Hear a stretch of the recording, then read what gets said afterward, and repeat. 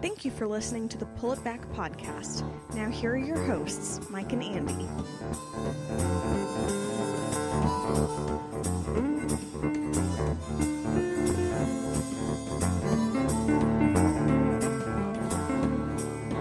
Welcome to the Pull It Back podcast. I am your host, Mike, and of course our co-host, Andy.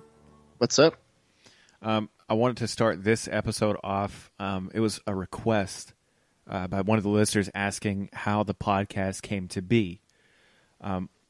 Well, me and my brother have wanted to do something like this creatively for a long time, especially Andy. Wanted to do like a band or wanted to, do something of the sort. And so since we live halfway across the country, we couldn't necessarily make a band or anything. And so we decided to try a podcast.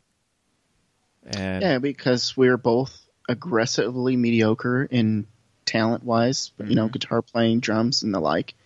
So I figured this would be a great way to express ourselves artistically, come up with some interesting product without having to put too much talent or effort into it. Yeah. And basically, it's a cheap hobby. For now. For now, I was just going to say.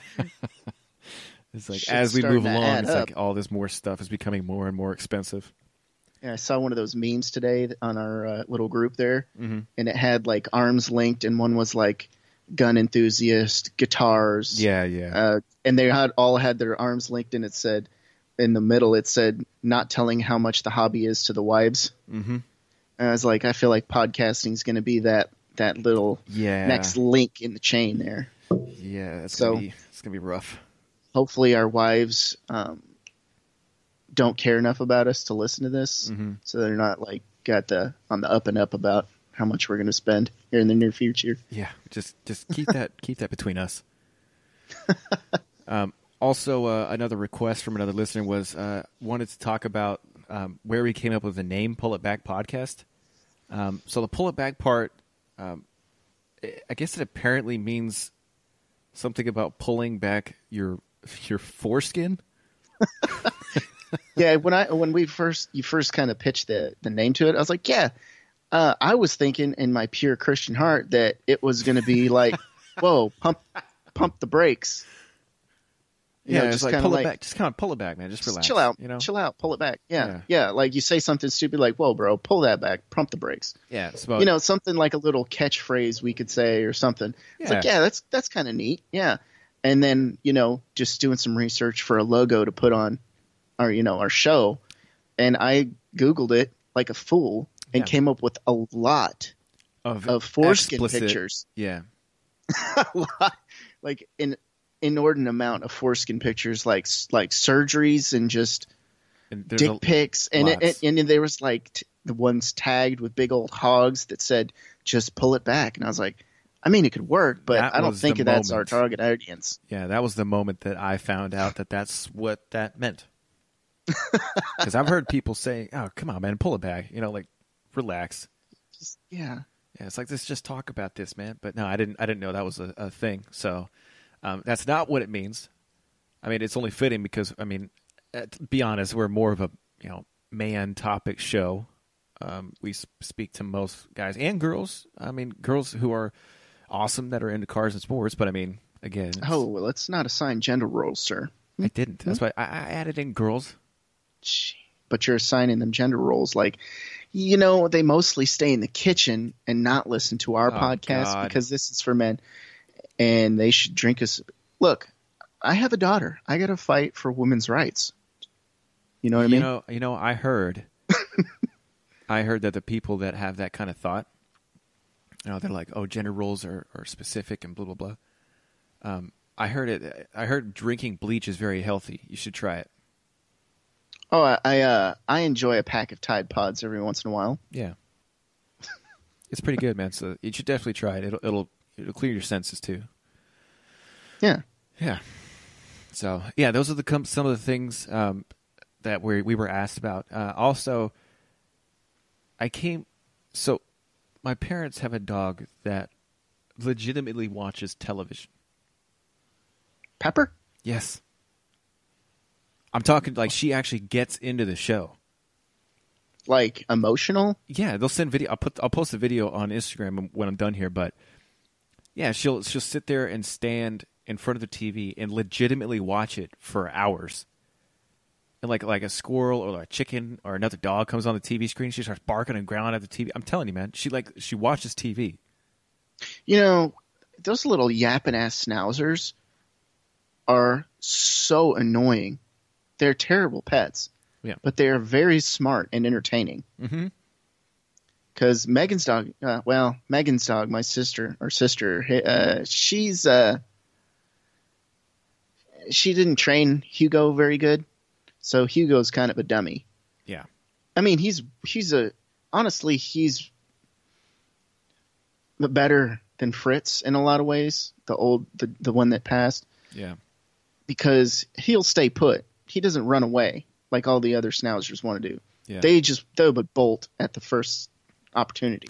Yeah. But he stays, he goes to the farm with us and he like chases the razor with Muggsy and Grizzly, my dog Muggsy. Mm-hmm. My dog, on the other hand, he's a squish face boy, and he's the best dog ever. Boxer, right? Yep, boxer. Yeah, he's best boy. We have a Maltipoo, and she's extremely tiny. Does she bark a lot? No, not at all. She's super sweet, man.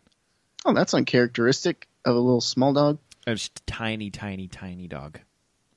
Mm. Like I said, I went and bought one of those little harnesses for her the other day. Yeah, and it was I bought her an extra small because I was like, kind of guessing on how big she was. And I was like, I mean, she's really small. And I brought home an extra small harness, and it was just tiny bit too small. So now I have to return it to get an extra small, which I overestimated how small she is. She is so adorable. God, I love that dog. You know what you should do? Beat her. No, I would never do that. But anyways, so those are some of the things that were asked of us. So we wanted to try a new segment called In Other News. Basically, what we'll be doing is going over some random news articles that we stumbled across that like are kind of useless, but just kind of obscure. Interesting. Yeah. So here we go. The very first Pull It Back podcast, In Other News.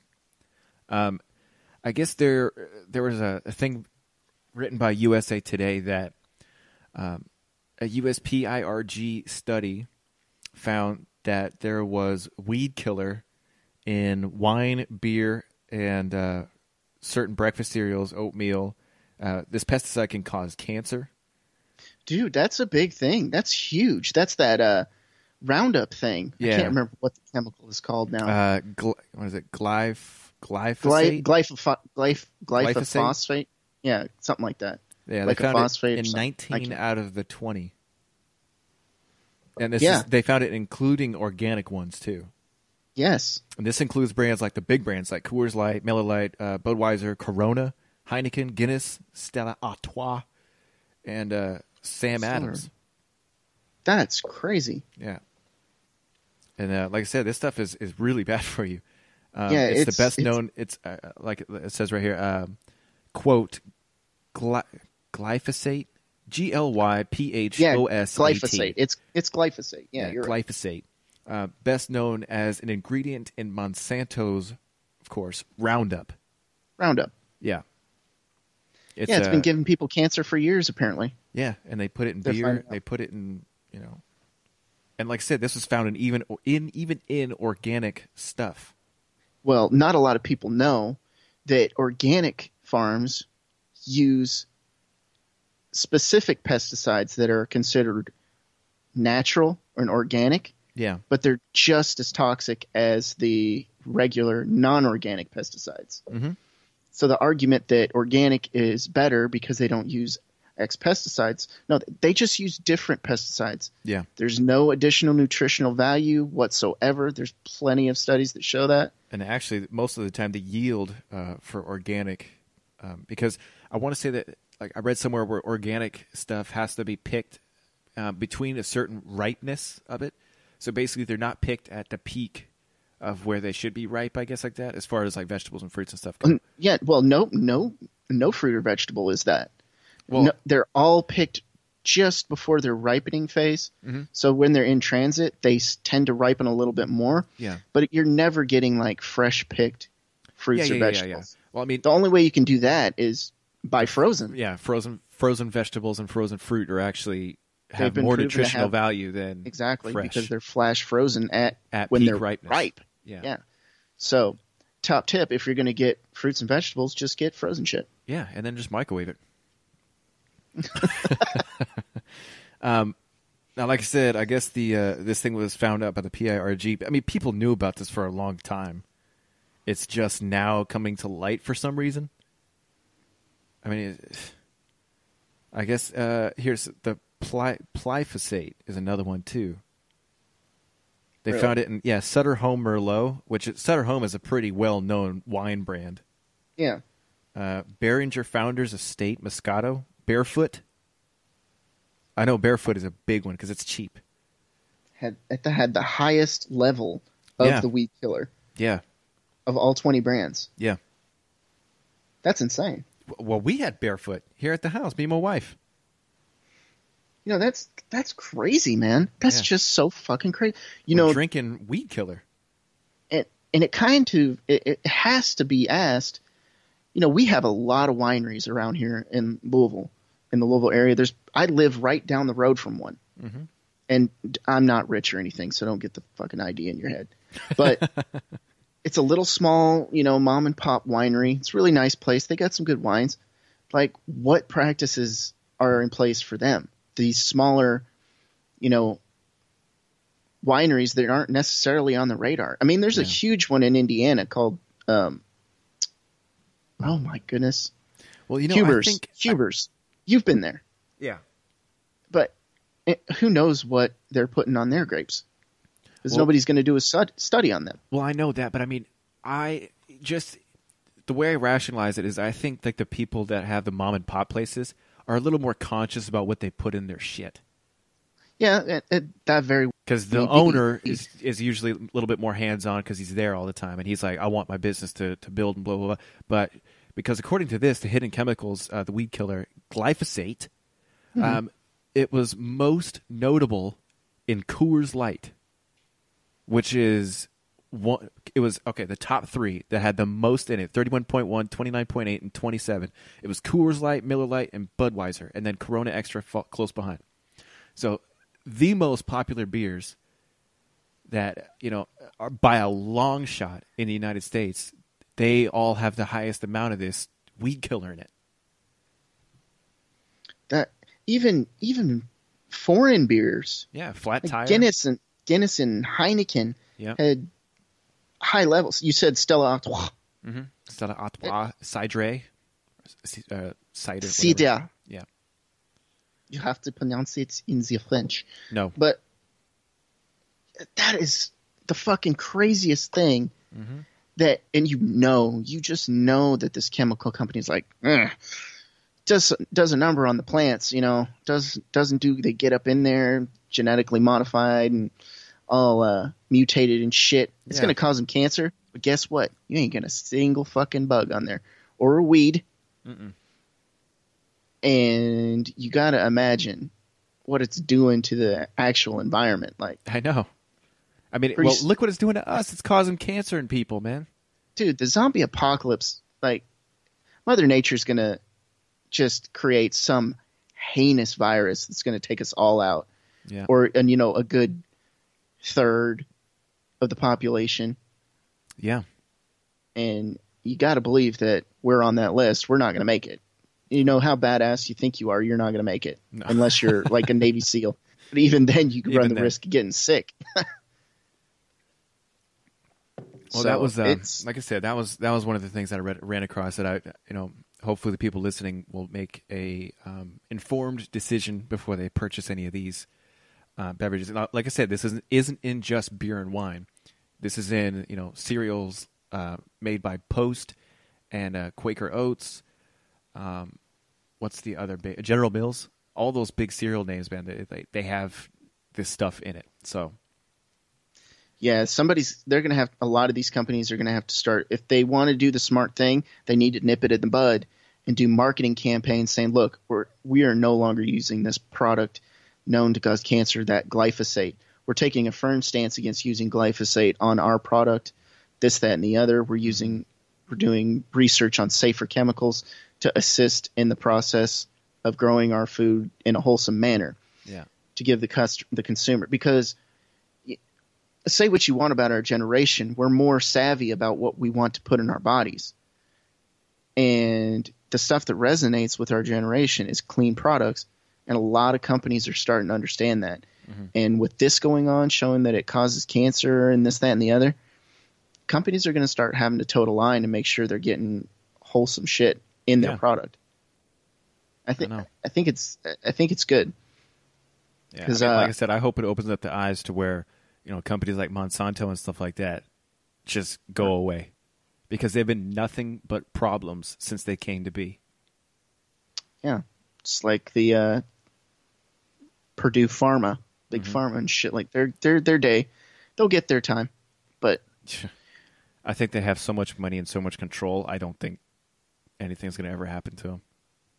We could go on and on about that. Yeah, but kind of sticking on the glyphosate and the alcohol and everything like that, because that's scary shit, man, because I drank a lot of Miller Lite the other day. But one of the weirder ones that I came across was, apparently there's this really weird thing in India going on. You ever seen that show Moonshiners? Yeah. Well, they got their own version of Moonshiners going on in India, but it's killing people wholesale. How so? Yeah.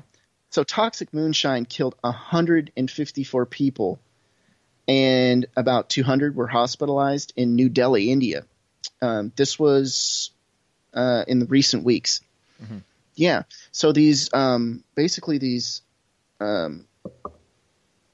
bootleggers are making this homemade liquor and cutting it with like methyl alcohol. Cutting it? What do you mean? Adding like mixing it so you get more drunk. Yeah. Oh, so they're basically making piss alcohol, but they're adding methyl to it, which will get you just hammered out of your mind. Yeah. I'm sorry, methanol. Yeah, because methanol is no, that's ethanol. I'm thinking ethanol. That's corn alcohol, right? Ethanol, yeah. Ethanol is corn. Yeah, and methanol is made from meth. No, I don't know. Okay. It's bad for you. It's like kind of like rubbing alcohol. Yeah. Isopropyl alcohol and shit like that. Yeah. You can get really hammered on that, but you're gonna get poisoned. Yeah, because it can make you go blind, right? It can fucking kill you. It causes dizziness, confusion. Most of them had methyl alcohol poisoning from the homemade booze. Mm-hmm. So I thought that was like, holy shit. The deadliest incident was in 15 or more recently, actually. The deadliest incident killed 168 people. So this has been an ongoing problem in India, where bootlegging is becoming more prominent. But they're not making it like good old tickle on moonshiners, man. They're making literal poison. So what makes them have to do all this bootlegging as far as moonshine goes? Do they not have alcohol? Cheaper. They do. It's just cheaper. I mean, you got to think about the demographic in India. They're mostly poor folks. Yeah. So you can't get a nice Jack Daniels for 10 cents a shot, but you can get this homemade shit mixed with methyl alcohol, methanol. It's basically rocket fuel, and you're just drinking that shit. Oh my god! I think actually that's what methanol is. It's like kind of like a alcohol or rocket fuel. Yeah, let me look that up real quick. Yeah, because there was. I know they had that was the thing because they were saying like India is one of the fastest growing economies, and it's like but what is it, 40 to 50% of the population is in poverty? Well, yeah, I don't understand that. It's just like, I mean, I understand it. I know it's happening. I know how it's happening. It's just, they're a huge economy. They're growing very fast, and yet still 50% of the people are in poverty. It's like, you're killing the people that, don't make enough money to just buy a decent drink. It's just ridiculous. It's used in the manufacture of biodiesel. Ah. It's basically made from distilling wood. Holy shit. Yes. And so it is used for fuel.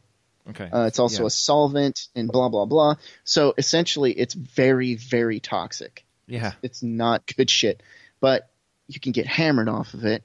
So these guys are cutting it, their homemade hooch, with this stuff and trying to make a more potent thing. But they're killing people. Jeez. So. Well, I know it's pretty sad. Well, that was like, people would go to extreme lengths to get messed up, because there was like that. There was an article a long time ago.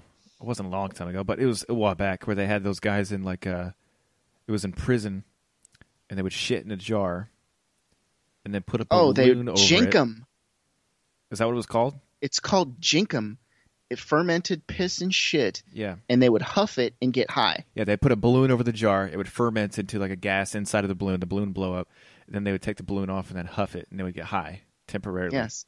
It's called jinkum. That is It's disgusting. Disgusting. Yes.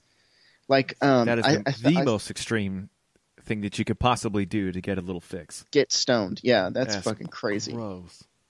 That's so bad. Like I heard a few instances where, like, there was a trailer or a motorhome where somebody, the tank got filled with piss and shit. Mm-hmm. And basically it was just a derelict just sitting there like in a junkyard or something. And a worker would go in there and start taking parts out or what have you, or fool with the tank, puncture it. And they would just get blasted with this fermented piss and shit. And it would just make them so stoned. Oh, that is disgusting. Yeah, can you imagine how shitty of a place you have to be in your life to be like, I don't have anything else. I'm going to make my shit into a drug real quick. Oh, my God. It's horrible. That's disgusting, man. There was something else. Our demographic consists of mostly 65 and older. That's our target audience. Yeah. So I figured I saw this thing that I thought was just pretty cool, because one of the leading causes of injury-related deaths is falls in the geriatric population, the elderly. Yeah. And I saw a thing where people are starting to teach parkour to old people. They're teaching parkour to old people. Parkour. Now, they're not like doing backflips off walls and handstands and shit and jumping from pier to pier off of a loading dock or some shit. Yeah. They're teaching the basic ways to keep your balance. They're teaching balance because that those tricks take tremendous amounts of balance and coordination. Mm-hmm. So they're basically reintroducing them on how to properly balance themselves, and they're teaching them the proper way to take a fall. Because you've seen those videos where they fall from a 2-story building, they do a little roll and they're off running again. Yeah. So, I mean, think of the elderly population understanding how to better balance themselves. And if they do find themselves in a fall situation, they can fall in a way that's going to be more absorbing. And, instead of just falling all in one point and breaking their hip or their femur. Yeah, yeah. Much like our grandmother did. Yeah. Sad to say. So I think it's kind of a cool thing. So what you're saying is that we should have put Grandma in a parkour class. Absolutely. She'd have been on American Ninja Warrior and shit. But yeah. I think it's kind of cool. And I think, our target audience could really benefit from maybe going and checking out a couple parkour classes. Yeah, because, they have silver sneakers and now they have parkour classes for you. Hell yeah. So, moving on from old people, there is this thing I was reading. I don't know if you've heard about it, but, they're saying like there's going to be a meat shortage in the future if there's, over 9 billion people or whatever. Oh, yes. It's causing a lot of ozone and stuff like that. So they were trying to figure out how to do lab-grown meat. Yes, I've seen this. There was one, I found this article on ABC News, Israeli startups they're making lab-grown clean meat. That's what they're calling it. So, It is pretty cool. That is pretty damn cool. I've seen on a couple of YouTube channels that kind of do like food stuff, and they were talking about how the lab-grown meat tastes not similar to cow meat, but pretty close. Yeah, they're like it's close, but you can definitely tell it's synthetic. Yeah. Yeah.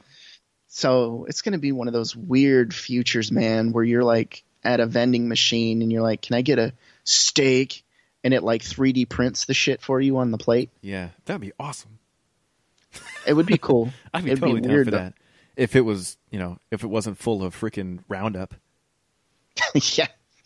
The meat inside that it's being 3D printed as an Asian child because Nike discarded them. Yeah. Well, anyway, so apparently they're doing these synthetic steaks, and it said it's not a candidate for everyone's favorite dish. But they could someday compete with conventional chicken or beef and would have an affordable price tag permitting. So, because of course, as of right now, since they're lab grown, it takes a lot of resources to do it. It's still 10 times less resource use, whatever, than it would be to actually grow a cow and harvest the meat from it. So it's still 10 times better for the environment, but it's still pretty labor intensive, so it's pretty expensive. And you can't get like an inch thick cut of steak. It's like tiny, like a little sliver. Yeah, it's like a little, maybe a dollar size piece or half of a dollar size piece. That's about as big as they can get it right now. That's still pretty damn cool, though. Yeah, I think it's awesome, man. But I think, instead of wasting your time on getting the meat and stuff like that, synthetically growing meat, like, why don't we just move towards pill form food? Or just hunt. Well, yeah, but I mean, you can still do that. It's just, I don't see why we can't just do the pill form food. I think I'd be totally down for that. I would not. You just take a pill and you're good to go, man. You can just go do whatever you want. Think about how unsatisfying that is, though. Well, I know, but I mean, like, you feel satisfied, you have all the nutrients you need, and then, of course, you can still eat. That doesn't go away. You still cook, and you still, but it's just more of an occasion to do it. You know what I mean? If you're busy at work, and you're like, I just want to freaking take this pill and be over with. I get that. I get that portion of it, but having a meal at home with the family, you cook it or whatever, That's what order I'm saying. food. It'd be more of an event, though. Yeah. I don't know. It'd be like, well, yeah, we're going to have dinner tonight or blah, blah, blah. It wouldn't be like I need to hurry up and grab a freaking gas station taco to get something in my stomach. Well, that'd probably be much more beneficial to people's health. Yeah. For sure, but I don't know. I'm down for it. I think eating's more fun. I think the lab-grown meat thing is kind of strange, but more power to them if they can pull it off, man. Yeah, if they can pull it off and make 10-ounce sirloin or ribeye or whatever taste like and a 10-ounce. And you never know that it comes from. Yeah, if you never know, that's huge. I would buy that. Yeah, absolutely. But the only thing is that I just don't want it to end up having a bunch of carcinogens and, it causes mumps or something. It causes mumps. Yeah, with all the freaking crap that's going on nowadays with the food. Yeah. So, anyways, I'm skeptical about it, to say the least. Growing third arms and shit. Yeah, so we are going to take a quick break, and we will be right back with more other news.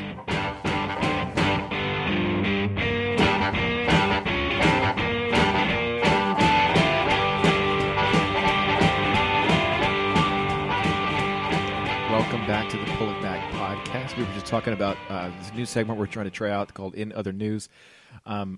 We were just talking about the clean meat or the synthetic meat they're trying to make in labs so it doesn't kill animals or whatever. Well, I was thinking about it, and healthy alternatives and clean alternatives. We were thinking about the clean alternatives to cigarettes, which is e-cigarettes or vaping. #vape life. And I know, I know Andy wanted to talk about it last week. So what kind of news did you find on that? So there's a lot of I don't know if you noticed those truth commercials where they're basically kind of stonewalling the puppet. Mm-hmm. We're saying trying to explain that vaping is safer, and they're like, meh. So the truth ads are kind of being disingenuous, I feel, because they're basically, well, for one, they're stopping the person from even talking about it. Yeah. They're just like, we don't want to hear it. We know it's bad. They're turning into PETA. Well, yeah, they just don't want to hear it. Well, PETA is far worse. We can get into that later. Yeah. But they're taking it to the point of, well, you shouldn't do vaping. You shouldn't just do anything. But it's really hard for you. It's true. You shouldn't. It's not healthy. They have their best interest in mind, people's best interest. Yeah. But like I said, I feel like it's being disingenuous because it's basically just not even trying to understand vaping or trying to understand smoking, that there is much more benefit in vaping than smoking. Absolutely. So with that being said, I did a little bit of research, and it turns out that the reason they're trying to shut down vaping and kind of get the FDA involved, there was that whole thing. Yeah. But basically, it's because you're more likely to get on regular cigarettes if you're vaping. Because the nicotine addiction. Right. Mm-hmm. And they're talking about Juul, and I was like, what the fuck is even a Juul? Yeah, I guess that must be a recent thing. We have big giant vapes that we build our own coils, and we know exactly what's going in here. Yeah. Yes. We know exactly what's going in. We've also we know been the doing it ingredients for a long time. And well, actually, the first one that I had was one of the actual very first, because I wanted to, because we smoked for a long time, smoked cigarettes, and both of us. Yeah, and I wanted to quit because I knew it was bad for me, and I hated waking up with sore throats, and I hated waking up coughing, I hated feeling lethargic sometimes, it was a appetite curber, so I mean it helps in a way, but I knew it was terrible for me. I hated feeling like winded every time I walked up a flight of stairs. So I was like, I needed to make some changes. So that's when the e-cigarettes kind of first came to the United States, because they were originally launched in China. But anyways, I got one of the ones that actually looks like a cigarette. Yeah. And you puff on it, and like the top of it glows or whatever. And I was like, okay, but it tasted like shit. It sucked. It didn't have enough throat hit. It didn't quite match it. And then I went and tried it again a couple years later because again I wanted to quit, because quitting cold turkey is extremely difficult. And I know a lot of people don't understand it. They're just like, why don't you just quit? It's like, it's not like that, man. It's not that simple. It's not. It's really not. And I'll give you a perfect example. I honestly, I'm kind of a outlier because I can go pick up a pack of cigarettes today, smoke the whole pack, and be like, I don't want to smoke for another 2 years. Yeah. Or maybe I'll go get a can of chew and another year and I won't do anything. Yeah. Or I'll just use my vape. But my wife quit smoking on Chantix. Yeah. Started smoking again and is back on Chantix. Yeah. That's how difficult it is. She did really well. She didn't smoke for almost 2 years. It's not necessarily just the nicotine addiction. It's the habit. What you do with your hands, your habits, exactly. It's the habitual you have nature dinner, of it. You have dinner, you go have a cigarette. Or, in the middle of the day, you're like, oh, shit, I need a cigarette. Yeah, well, we'd go work out, and then right after the freaking gym, as soon as we walked out of the gym, we smoked a cigarette. Yeah. I mean, it's like, it's not as easy as it's easier said than done, if that's, if you will. But and don't get me wrong, I loved smoking. Yeah. I just hated all the things that are associated with, of course, the stigma, dying, and of course, I have a kid, and friends that I'd like to be with, and at a very old age, and I was like, it's just not worth, feeling good for a little bit and having that smoke. The cons far outweigh the pros. Yeah, absolutely. And then, so then you and I slowly started getting into vaping, and I was like, the flavors are much better. I actually don't like the nicotine at all in mine. Every once in a while, it's too harsh, but I like to take big, huge hits and just get the flavor. That's what does it for me. It's just the action of it, like you said, the habitual nature, the mouth feel, the motion, sucking in and oh my God, it's getting a little risque. But no, it's just the process of doing it that is enjoyable. Yeah. And according John Hopkins, University or a hospital. Yeah. John Hopkins University? I don't know. Johnny Hopkins. In John old Sloan Kettering. Hopkins Hospital. I think it's hospital. Anyways, go ahead. Anyways, they basically did studies that show the cons and pros of smoking versus vaping. Mm-hmm. And the overwhelming evidence suggests that vaping is far less harmful. It's 98% less harmful. According to the FDA version in Britain. Yeah. They did a study a few years ago that showed it was 98 or 99% less dangerous than smoking. Yeah. It doesn't smell, like it doesn't stink. It doesn't make your clothes stink. It doesn't make your fingers turn yellow. It doesn't turn your teeth yellow.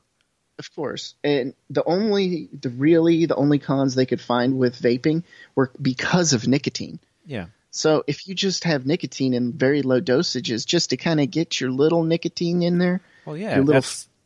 Because nicotine is ultimately the worst thing for you in any juice for vaping. Raises blood pressure, spikes adrenaline. That's what gives you that little boost. Can increase your heart attack risk. Of course, heart attack's the number one killer. So anything you can do to lower that risk, definitely do it. Well, and it's also caffeine is also a big part of that too. Caffeine has similar effects to nicotine. True, you're very right. And I drink a big ass cup of coffee every morning. And, exactly. So, I mean, it's the habitual nature of not just drinking the coffee, but it's the addiction to the chemical. But you know what? Things like that, like be it nicotine from a vape or a cigarette or a cup of coffee, I feel like if it's going to make you get through the day or whatever, just fucking do it. Maybe not so much the cigarettes because that's way more harmful. Well, yeah, there's 4,000 chemicals in a cigarette. Over 4,000. Right. Almost all of which are carcinogenic. And then you have vape, which only has 2 or 3 chemicals, which is vegetable glycerin, propylene glycol, and flavor. The flavoring, of course, and then if you have nicotine or not. Yeah. So, but I mean, you and I mostly get, sound like a snob. We mostly get custom made ones that have juices all from organic. Stores. Yes. Yeah. Yeah. We don't go to a gas station to get our vape juice. Yeah. I'm not going to pay the big tobacco.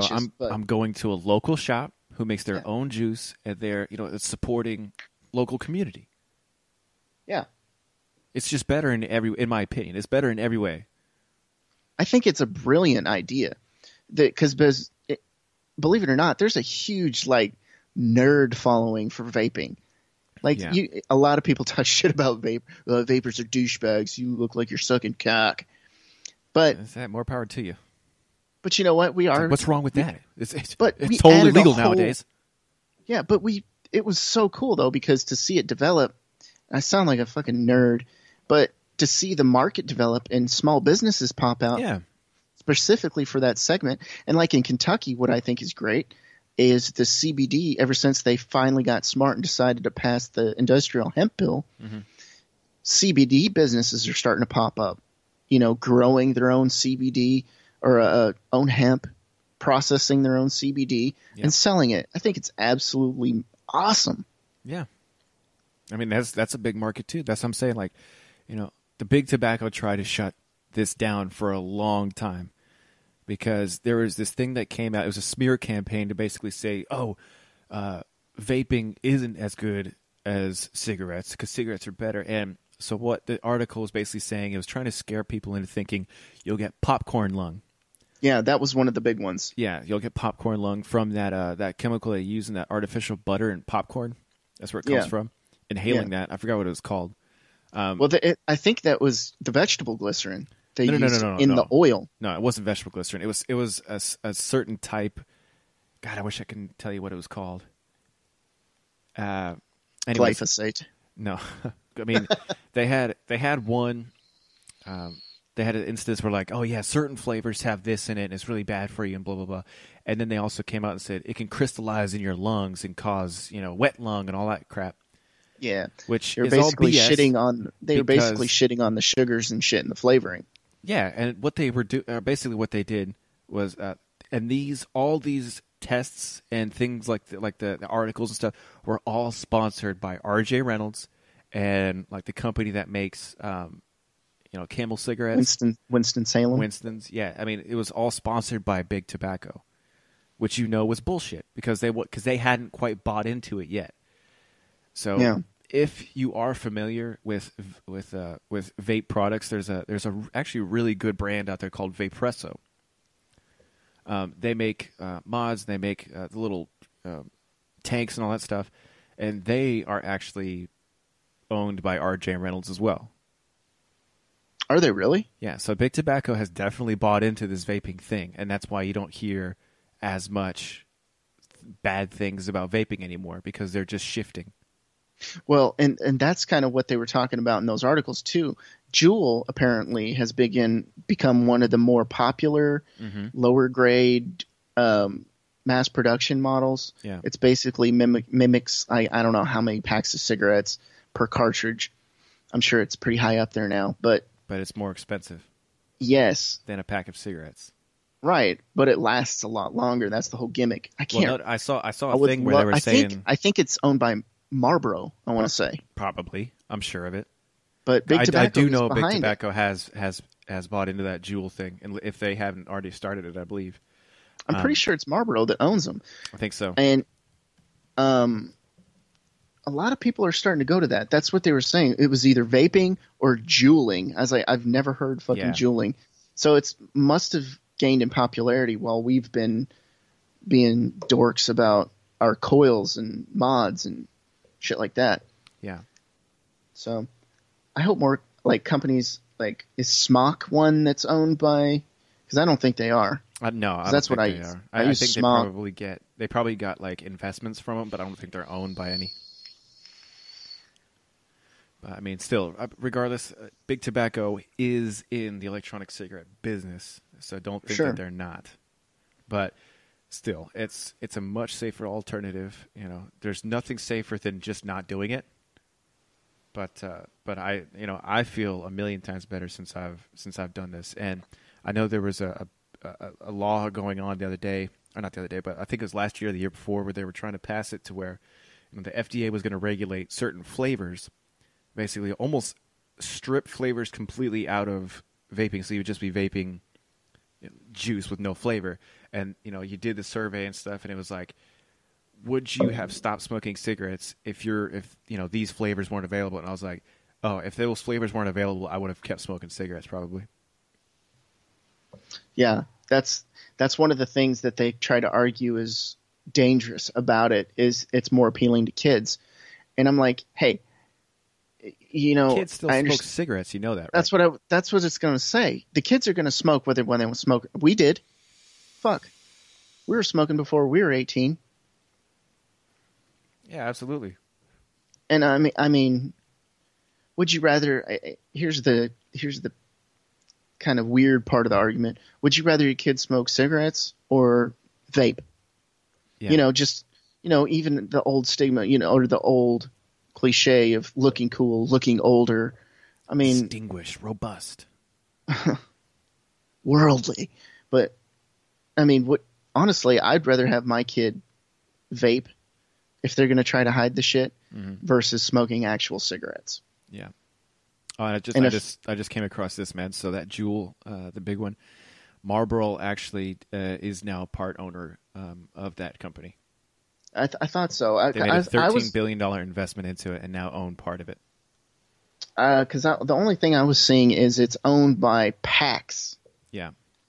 And I had seen or heard something that Marlboro maker Altria's board approves $13 billion investment in Juul. Yeah. So that's big.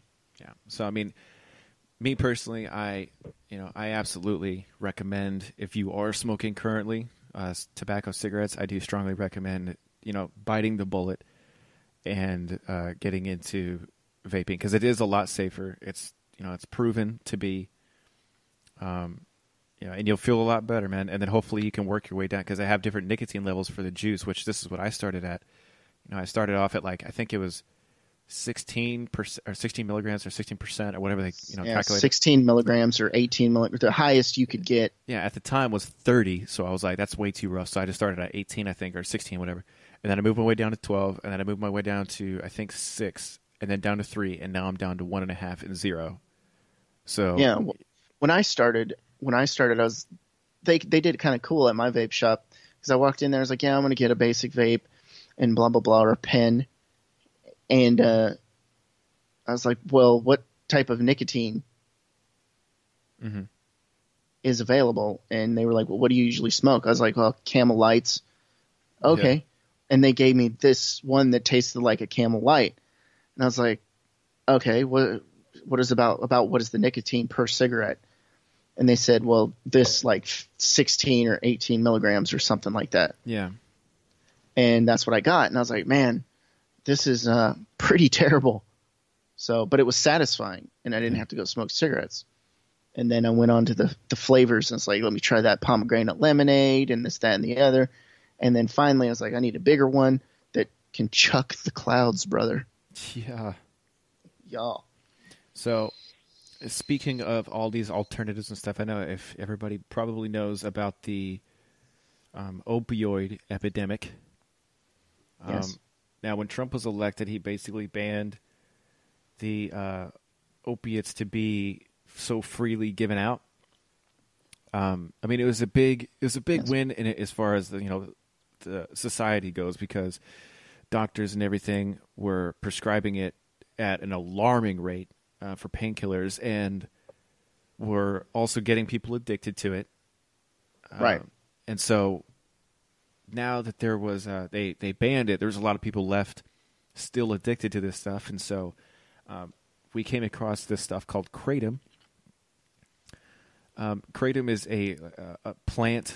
It's a leaf that's basically grown in, like Vietnam, like and Malaysia, stuff like that. Yeah, and it grows wild, and they pluck it, and it gives not quite as strong, but it's slightly similar effects to like Vicodin, opiates. Depending on the strain that you get. Some are good for energy. Some are good for like pain relief. Some are good for helping you sleep. Now, I've been taking kratom for a long time, and it's done wonders, especially for anxiety. Now, most states still have this legal. Oklahoma, Louisiana, I think Arizona, Florida, they have legislation amended to where they're trying to make it illegal, or at least regulate it. Arkansas is illegal still. Yeah, Arkansas illegal. Let's see, I think Tennessee, Indiana. I think Indiana's illegal. Yeah. And then there's also pending legislation in Kentucky, Georgia, and Alabama, and Michigan. Oh, really? Yeah, and New York as well. So there's a couple more states, but they have pending legislation. They're trying to basically figure out what they're going to do with it. But like I said, most states still have it completely legal, which is good, man. I think it's like people are going to get their fix regardless. They just found a way to find a non-addictive way of basically getting off of the stuff, off of the opiate epidemic that they caused. Yeah. And are basically just like, people are going to do it regardless. Why do you have to try to illegalize it and make it so much harder to? It's like it's the same thing with weed. It's a slew of misinformation, and people get scared by it and they ban it.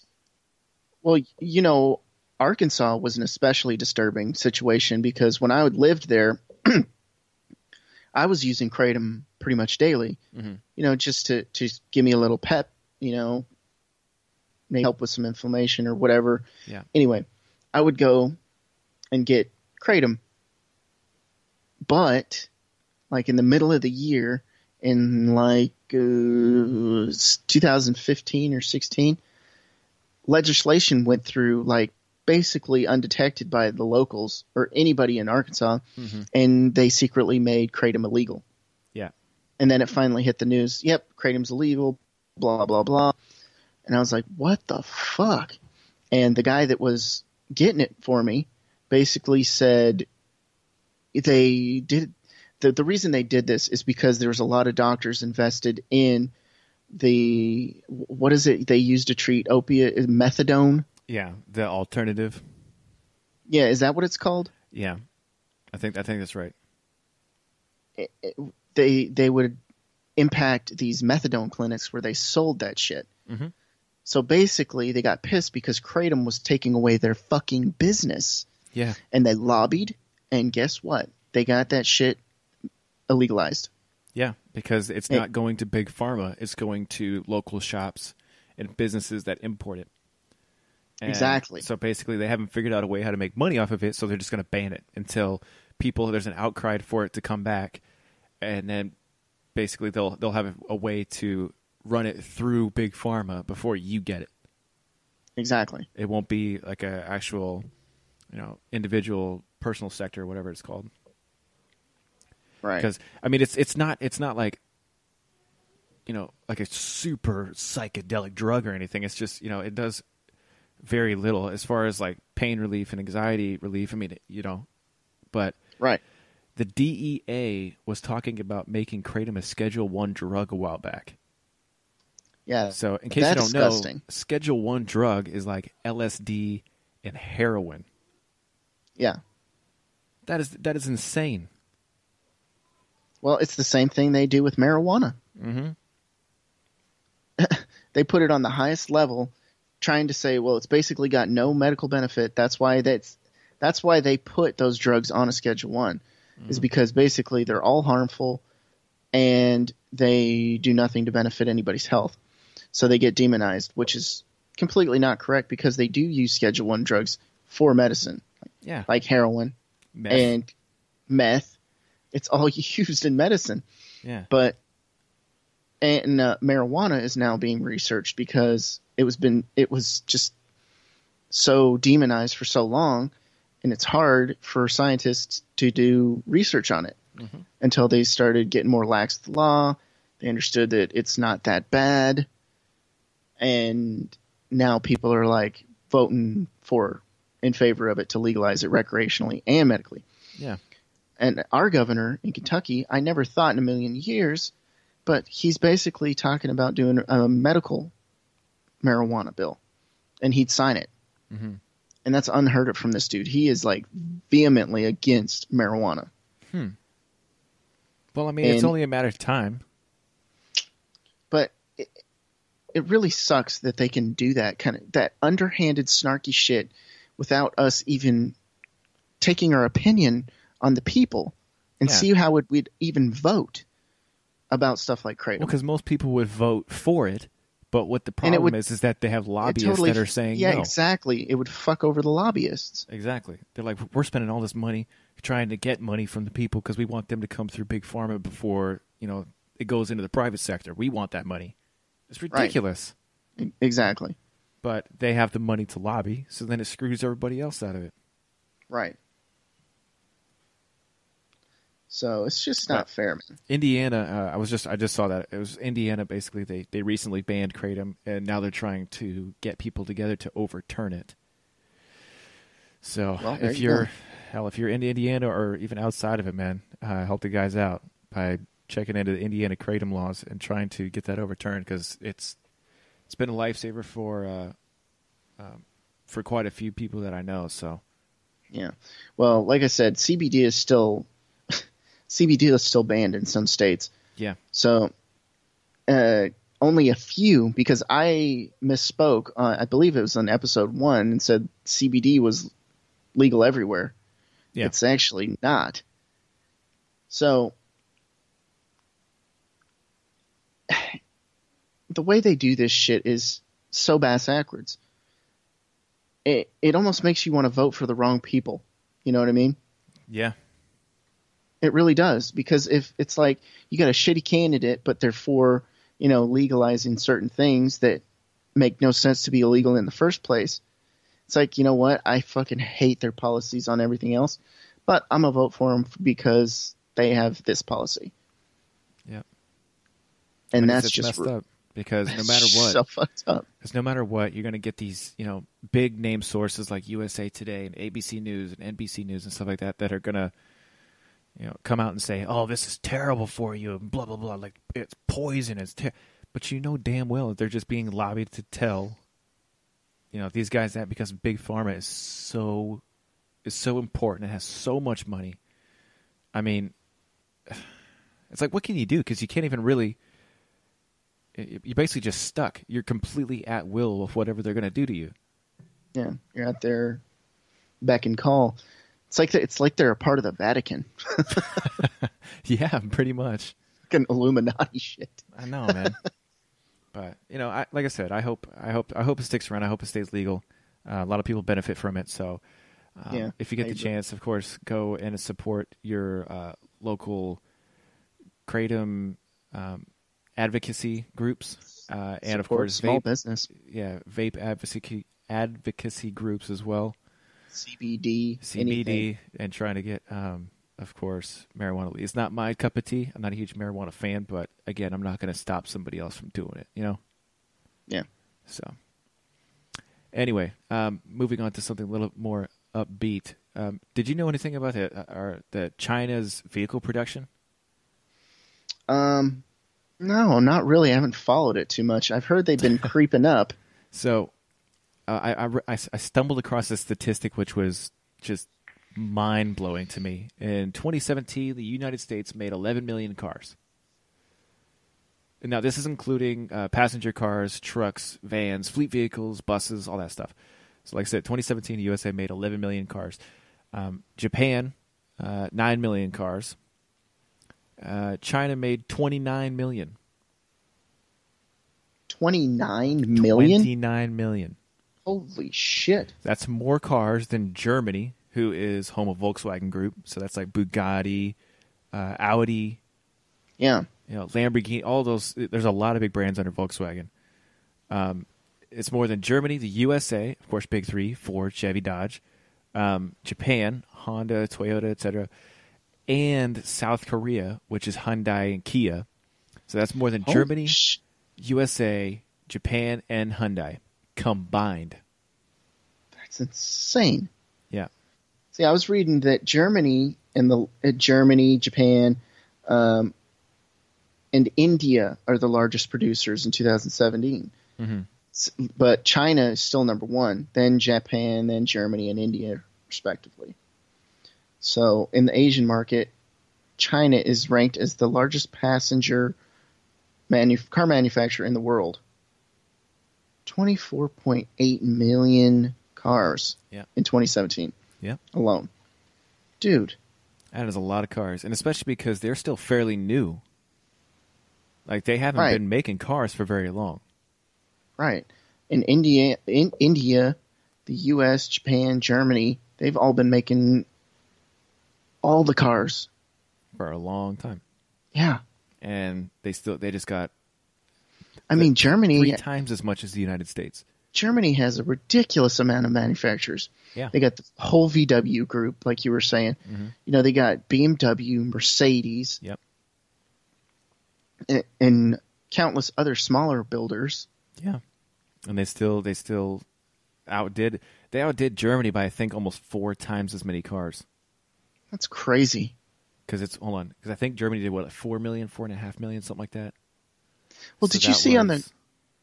What is it? That's almost 6 times as many cars. Did you see on the Grand Tour when they were in China? How they were talking about how it is so difficult to get a license for a car. Yeah. Like 1,000 people would put in for a license for a car. Because it's a lottery, right? Yeah. Yeah. Out of 1,000 people or something like that, one person got a license. It's 3. Or it's 3. Yeah, out of every 1,000 people, only 3 of them actually get licenses to purchase a car. Yeah. And again... And they're still making that many cars. Yeah, they're still making more cars than basically any other country in the world. It's crazy. I know, it's just like the numbers over there are just crazy. I mean, they're on their way to, of course, becoming the number 1 superpower. I mean, oh, yeah. They still got a long way to go, but there's just no way. Can't stay on top forever, man. Nope. And Trump wants to play hardball with them and do all sorts of tariffs and shit, and China's just going to roll over us, eat us, spit us out. We may have an issue with Chinese money in the very near future. Yeah. It's like communism and shit. Hopefully they I don't chill want to out with scare the people into communism. like I don't want to scare people into like you need to go buy gold or some shit like that right now because I hate when people say that. You need to go buy gold You need to go invest in gold. right now. Get Bitcoin, silver, gold, too. Palladium, platinum, all that stuff. Start selling catalytic converters right now. So take all your cash and put it in the wall so nobody can find it. The Chinese are coming to get it. They're coming, and they're going to take all your shit. Yeah, that's ridiculous. I mean, United States dollar isn't going to collapse. It's the world standard. But China is on its way, man. Because we won't have a problem with Chinese money because Chinese money has been inflated 1,000,000 times, like artificially inflated to where nobody really knows how much it's worth. Really? Yeah, it's like Chinese money works really well in China, but you can't like exchange it anywhere else because it's not worth anything really. So I mean, weird. I think the U.S. dollar is going to be just fine for a long time. It's just like I said, I didn't want to scare anybody, but like you need to go invest in gold or whatever BS they try to sell you. No, they definitely need to go invest in a farm and gold and guns. Lots of guns. You need to get a tornado shelter and get a big bunch old of guns trucks. and ammo. Big old trucks. An underground nuclear silo that's been abandoned. It's perfect. Perfect. But- Bury a couple connexes. Call good. Anyway. So, thank you guys so much for listening to this episode of Pull It Back Podcast. Please follow us on Twitter at PullItBack1 and also follow us on Instagram at Pull It Back Podcast. Again, thank you guys so much for listening. We will talk to you guys next week. Have a good one, guys.